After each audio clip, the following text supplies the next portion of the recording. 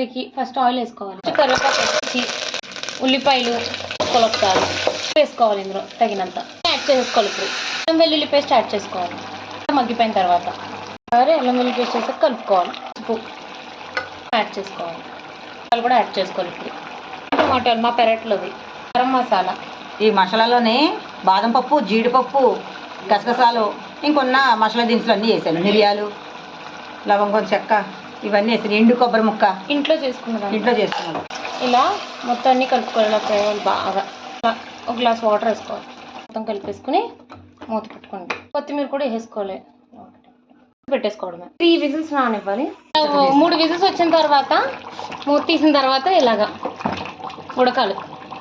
ఇలా అయ్యో వస్తున్నప్పుడు కొంచెం దూరంగా ఉండండి. ఉడికేటప్పుడు మా మీద పడింది, అందుకని వీడియో కోసం దగ్గరికి వచ్చి నించున్నాం. మీరు దూరంగా ఉండండి. Chicken curry ready.